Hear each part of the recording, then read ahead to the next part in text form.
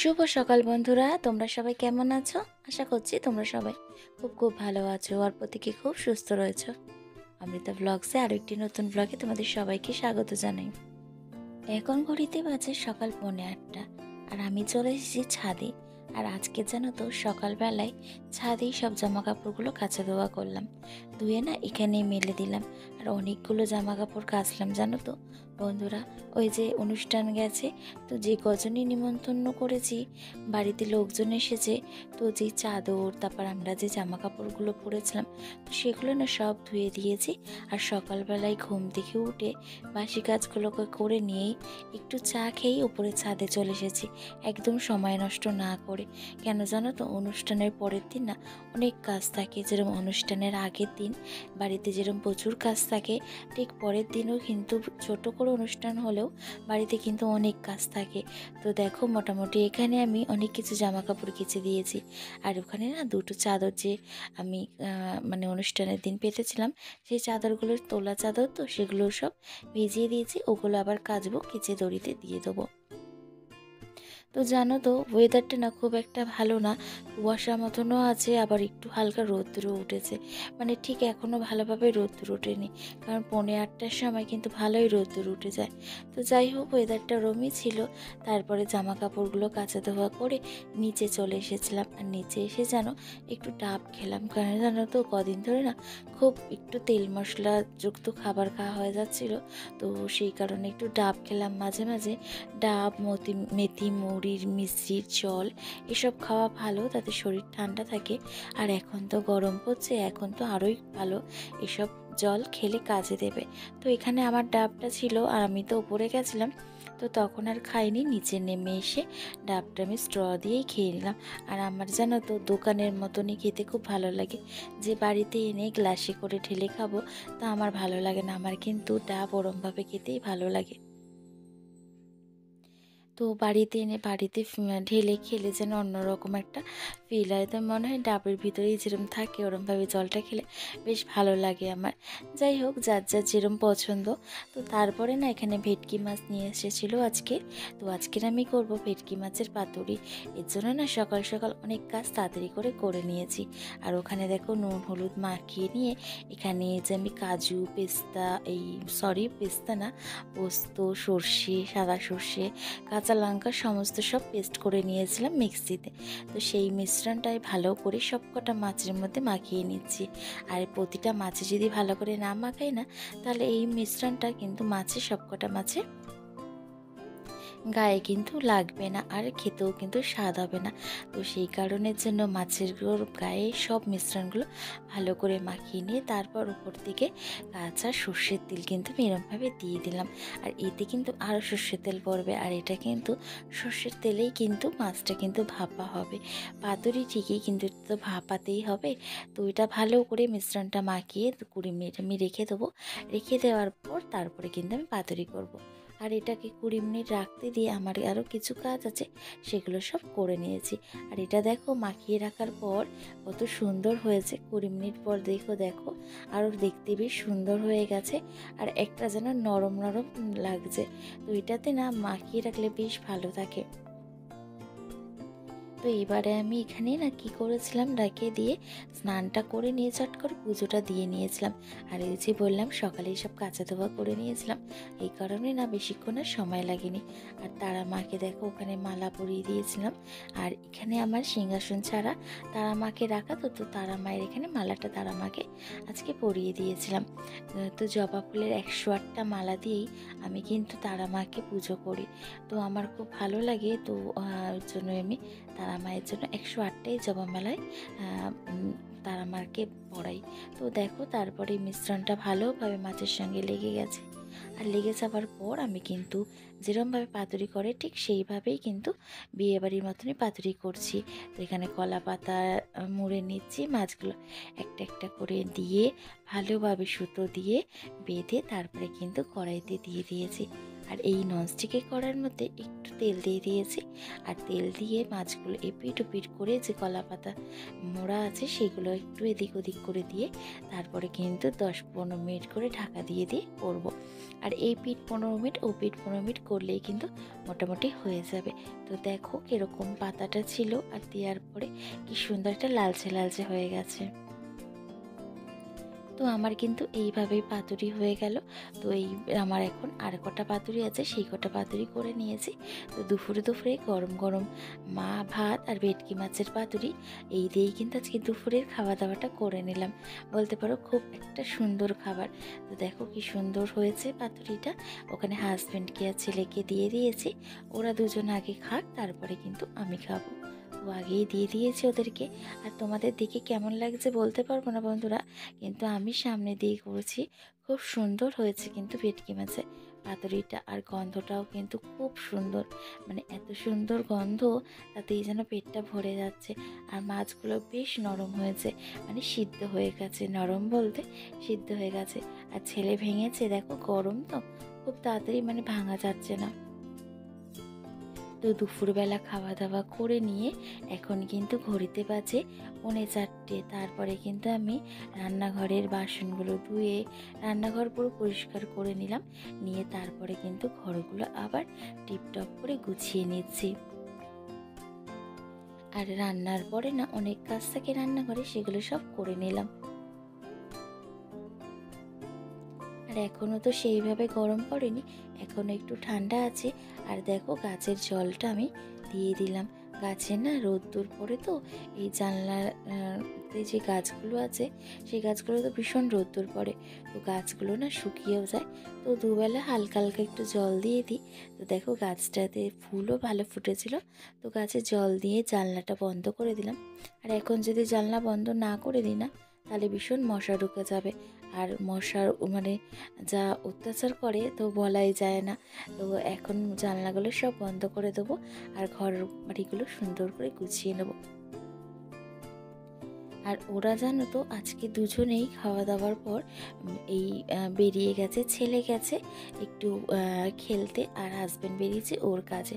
তো বাড়ি তো পুরোই ফাঁকা, আর বাড়ি যেন ফাঁকা থাকলে মনের মতন করে নিজের মতন করে কাজ করা যায়, কোনো ডিস্টার্ব হয় না। আর সব থেকে ভালো জানো তো এই সময় যদি ওরা কেউ না থাকে, কারণ হচ্ছে দুপুরে খাওয়া দাওয়ার পর আমি তো খুব একটা রেস্ট নিই না। আমার যে টুকটাক কাজগুলো থাকে না, টুকটাক বলতে অনেক কাজই, হয়তো আমি বলি টুকটাক, কিন্তু কাজ কিন্তু অনেক থাকে বন্ধুরা। জামা কাপড়গুলো ছাদ থেকে নিয়ে আসা, সেগুলোকে আবার ভাঁজ করে গুছিয়ে রাখা, তারপরে সন্ধে দেওয়ার আগে ঘর বাড়ি ভালো করে পরিষ্কার করে নিয়ে ঝাড় দেওয়া, এইগুলো তো থাকেই। তারপর গাছে জল দেওয়া, অনেক কাজ থাকে সেগুলো, যেগুলো অফ ক্যামেরায় আমি করে নিই। সব সময় তো আর হয়ে ওঠে না। আর না দুপুরে খাওয়া দাওয়ার পর আমার আর ক্যামেরা নিয়ে করতে আর ভালোও লাগে না, ওর জন্য না তোমাদের সঙ্গে বিকেলের ভিডিওটা খুব কমই শেয়ার করি।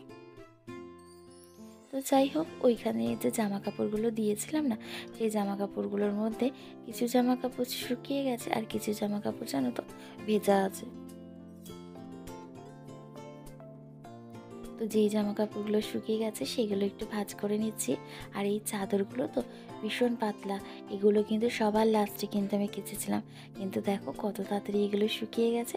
আর জানো তো ওই যে বললাম রোদ কিন্তু খুব একটা ওঠেনি, কুয়াশা মতন আছে, তো সেই কারণে সব কটা জামা কাপড়ে রোদ্দুর কিন্তু একই রকম পায়নি বা শুকায়ও নি। তো আমি যে কটা জামা কাপড় শুকিয়ে গেছে সেগুলো সব তুলে নিয়ে চলে এসেছি, আর এগুলো এখন সুন্দর করে ভাঁজ করে গুছিয়ে রেখে দিচ্ছি। গুছিয়ে নিয়ে না শোকেসে সব রেখে দেবো, এগুলো তো এখন আর ব্যবহার করব না, তো এগুলোর প্রয়োজন এখন নেই। তো এর জন্য এগুলো সব সুন্দর করে গুছিয়ে রেখে দিচ্ছি। তারপরে আর বাদ বাকি যে জামা কাপড়গুলো আছে সেগুলো আমি বারান্দাতে মেলে দেবো। আর জানো তো এইভাবে যদি ছোট্ট করে যদি চাদরগুলো গুছিয়ে রাখতে পারি না, তাহলে অনেকটা কম জায়গায় সুন্দরভাবে রাখা যায়। আর দেখো চাদরগুলো কিন্তু আমি একইভাবে ভাঁজ করে নিয়েছি, আর এই শোকেসের মধ্যেই আমার সমস্ত বিছানার চাদর, যে নতুন নতুন জিনিসগুলো আছে সব কিন্তু এখানে আমি রেখে দিই। আর ভাঁজ করার সঙ্গে সঙ্গে জায়গার জিনিস যদি ঠিক এইভাবে গুছিয়ে রাখতে পারি, তাহলে কিন্তু একদম কিন্তু জিনিস উল্টোপাল্টা হবে না, আর জায়গায় কিন্তু ঠিক করে সুন্দরভাবে গোছানো থাকবে। তো এখানে সব গুছিয়ে নিয়ে বিছানাটা আরেকবার সুন্দর করে পুরো চাদরটা টান টান করে নিলাম, নিয়ে তারপরে কিন্তু আমি কিন্তু বিছানাটা গুছিয়ে নেবো। তার আগে গাছের জলগুলো দিয়ে দিলাম, এই জানলায় যে কটা গাছ আছে সেই কটা গাছে একটু জল দিয়ে দিলাম। আর বাইরেটা দেখো এখন কিন্তু 4:45 বাজে, আর বাইরে দেখো এখনও কিন্তু আলো। শীতকাল যে শেষ হতে যায়, আবার যে গরমকাল শুরু হচ্ছে, তো দেখো দিন তো এবার বড়ই হবে, তাই না? তো দেখো বাইরেটা এখনও আলো ঝলমল করছে। তো এই ঘরের জানলাগুলো যে গাছগুলো আছে সেগুলো দিয়ে জানলাটা বন্ধ করে দিলাম। আর এই যে এখানে পুরো বিছানা একদম সুন্দর করে গোছানো, আর এখানে যে পুতুলটা রয়েছে সেটা সরিয়ে না সরালে জানলাটা যে খুলতে পারবো না, তাই পুতুলটাকে সরিয়ে নিয়ে তারপর কিন্তু জানলাটা খুলে গাছগুলো জল দিয়ে দিলাম।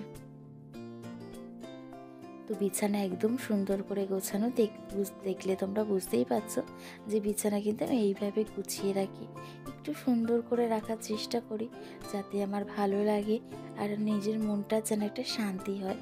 তো সেই কারণের জন্য এত সুন্দর করে গুছিয়ে রাখা সব সময়। আর আমার না পরিষ্কার এরকম গোছানো রাখতে ভীষণ ভালো লাগে। তো এতটাই ভালো লাগে তোমাদের কি বলবো। আমার কোথাও যাওয়ারও থাকলে আমার মাথায় টেনশন থাকে যে আমার ঘর বাড়ি যেন সুন্দর করে গুছিয়ে রেখে তারপর আমি যেন বেরাতে পারি। তো যাই হোক, ওইদিকে দেখো আমি বিছানাটা গুছিয়ে নিয়ে তারপরে কিন্তু ঘর বাড়িগুলো পরিষ্কার করতে চলে আসলাম, মানে ঘর সন্ধে দেওয়ার আগে ঘর কিন্তু ঝাড় দিয়ে নিচ্ছি। তো ব্যালকনি থেকে পুরো ঘর ঝাড় দেওয়া শুরু করি, তো একদম সিঁড়ি অবধি ঝাড় দিয়ে নিই। বিকেলেও তো সিঁড়িটা আর ঝাড় দেওয়া হয় না, সিঁড়ির সামনেটা শুধু একটু ঝাড় দিয়ে নিয়ে তারপরে কিন্তু জল ছাড়া দিয়ে দিই। আর সন্ধে হওয়ার আগে এগুলোকে আমাকে শেষ করতে হয়, কারণ সন্ধ্যের পর আমি কিন্তু আর ঘর কিন্তু ঝাড় দেওয়া বা পরিষ্কার করি না। তো যদিও বা কোনো সময় ঝাড় দিতে ইচ্ছে করে বা একটু ঘর নোংরা হয়, সেই ধুলো কিন্তু বাইরে আর ফেলি না, নয় ডাস্টবিনে রেখে দিই, আর না হলে ঘরের একটা কোণায় সব যত ধুলো আছে সেই ধুলো রেখে দিই। আমি বাইরে কোনো রাত্রির পর ধুলো মানে ঝাড় দিয়ে বাইরে ফেলি না, কারণ ছোট থেকেই শুনে এসেছি যে সন্ধ্যের পর ঘর ঝাড় দিতে নেই, আর ঝাড় দিলেও সেই ধুলো বাইরে ফেলতে নেই। তো তার তো নিশ্চয়ই কোনো কারণ আছে, আমি সঠিক নিয়ম বা কারণ কোনোটাই জানি না, আর কুসংস্কার বলেও সেটাকে উড়িয়েও দিতে পারি না। তো সেই কারণের জন্যই কিছু নিয়ম মেনে চলি, আর যেই নিয়ম মেনে চললে আমার সংসারে সুখ সমৃদ্ধি সব কিছু বজায় থাকবে, তো সেই নিয়ম মানার জন্য আমি সবসময় প্রস্তুত। তো যাই হোক, দেখো আমি এদিকে ঘর বাড়িগুলো ভালোভাবে পরিষ্কার করে ঝাড় দিয়ে নিলাম, নিয়ে তারপরে কিন্তু যেই জামা কাপড়গুলো আছে সেগুলো সব বারান্দায় মেলে দেবো। তো এইভাবে ঘর বাড়ি পরিষ্কার করে নিলে সকাল বিকেল সবসময় কিন্তু ঘর বাড়ি একদম পরিপাটি টিপটপ থাকে। তো এইবারে কিন্তু সন্ধ্যা হয়ে এসছে, আর এখন বাজে 5:30 বেজে গেছে। তো 5:30 বাজলেই বেশ অন্ধকারই হয়ে গেছে। তো এখন আমি এই যে জামা কাপড়গুলো রয়েছে ওগুলো কিন্তু সব বাইরে বারান্দায় সুন্দর করে মেলে দিচ্ছি। আর এখনও দেখো এক গামলা জামা কাপড় আছে, এগুলো এখনও শুকায়নি। এগুলো সব শুকিয়ে গেলে না, মানে যদি না শুকায় সেগুলো আবার আমাকে কালকে ছাদে দিতে হবে। আর ছাদে না ভীষণ ভালো রোদ্দুর পড়ে, তো শীতকালের জন্য ছাদটাই বেস্ট, কিন্তু গরমকালে খুব একটা ব্যবহার করি না। গরমকালে এখানেই জামা কাপড় মানে গরমের তাপে সব শুকিয়ে যায়, আর আমাকে ছাদে কষ্ট করে উঠতে হয় না। তো যাই হোক, এদিকে অনেক জামা কাপড় ছিল, সেগুলোকে সব দিয়ে তারপরে কিন্তু নিজে একটু ফ্রেশ হয়ে নিয়ে সন্ধেবাতি দিয়ে দেবো। আর সন্ধেবাতি দেওয়ার সময়ও হয়ে এসছে, আর ছেলেও এবার ফিরবে। ও ফোন করেছিল, ও একটু পরেই চলে আসবে, আর হাজব্যান্ডও আসবে। তো একসঙ্গে আসলে তিনজনে একসঙ্গে চা খাবো। তো সন্ধে পাতিটা তার আগে দিয়ে কমপ্লিট করে নেবো। আর এদিকের মোটামুটি সব কাজই কিন্তু সন্ধেবেলার আমার হয়ে গেছে। তো এইভাবে কিছু কাজ গুছিয়ে নিয়ে বসলে না নিশ্চিন্ত থাকা যায়। তো তারপরে যদি যখন রান্না করবো রাত্রে, তো তখন ধীরে সুস্থে রান্না করলেই চলবে। সারাটা দিন যদি সংসারের কাজেই সময় দিয়ে দিই, নিজেকে সময় দেবোটা কখন? তো তার এরপরে আমি একটু নিজে ফ্রি হয়ে নিজের মতন করে একটু সময় কাটাই। নিজের মতন সময় করে কাটানোরও তো একটা দরকার, তাই না? আর দেখো এই জামা কাপড়গুলো সব কিন্তু একটু একটু করে মেলে দিচ্ছি। আর বাইরে না ভীষণ হাওয়া দিচ্ছে, তো প্রত্যেকটা জামা কাপড়ে ক্লিপ দিতে হবে। আর এত সুন্দর ওয়েদার না, মনে হচ্ছে বৃষ্টি আসবে এরকম লাগছে, মানে এত হাওয়া দিচ্ছে। তো এক গামলা জামা কাপড়, এতগুলো জামা কাপড় এখনো কিচ্ছু শুকায়নি। তো এই কাজগুলো এইভাবে টুকটুক করে করে নিলে পরের দিনেও কিন্তু অনেকটা সময় হাতে পাওয়া যায় সকাল থেকে কাজ করার জন্য। তো কাজ তো শেষ হয় না, কাজ মনে করলে অনেক কাজ থাকে যে সেই কাজে এখনও শেষ হয় না। তো যাই হোক, এদিকে দেখো আমি জামা কাপড়গুলো মেলে নিজে ফ্রেশ হয়ে নিয়ে তারপরে কিন্তু সন্ধে দিয়ে দিলাম। আর এখানে আমার সন্ধে দেওয়া হয়ে গেল। তো সন্ধে দেওয়ার পর তারপরে কিন্তু আমি নিজে ফ্রেশ হয়ে নিয়েছি। আর হয়ে নিয়ে কিন্তু নিজে স্কিন কেয়ার করে নেবো একটু, করে নিয়ে তারপরে কিন্তু চা করব। আর হাজব্যান্ড আর ছেলে ওরাও কিন্তু বলতে বলতে চলেও এসেছে। আর হাজব্যান্ড কিন্তু সন্ধেবেলার আজকে টিফিনটাও নিয়ে একেবারে বাড়িতে ঢুকেছে। তো সন্ধেবেলায় টিফিনে খেলাম আজকে, দেখো এখানে নিয়েছিলাম প্যাটিস আর চিকেন রোল। আর নিয়েছিলাম হচ্ছে মানে নিয়ে এসেছিলো হাজব্যান্ড আমার জন্য তোমার হচ্ছে পাপড়ি চাট। তো আমি ভীষণ ভালোবাসি পাপড়ি চাট খেতে, তো পাপড়ি চাটটা নিয়ে এসেছিলো আমার জন্য, আর এগুলো এনেছিল ছেলের জন্য। বন্ধুরা, ভিডিওটা আজকের মতন এখানেই শেষ করলাম। খুব শিগগিরই আবার একটা নতুন ভিডিও তোমাদের সঙ্গে দেখা হবে। তো তোমরা সবাই ভালো থেকো, সুস্থ থেকো, আর সবাইকে ভালো রেখো। আর আমার এই ভিডিওটা ভালো লেগে থাকলে অবশ্যই কমেন্ট করো। আর তোমরা যারা আমাকে সুন্দর সুন্দর কমেন্ট করো ও ভালোবাসা দিচ্ছ, তাদেরকে জানাই অনেক অনেক ভালোবাসা। টাটা।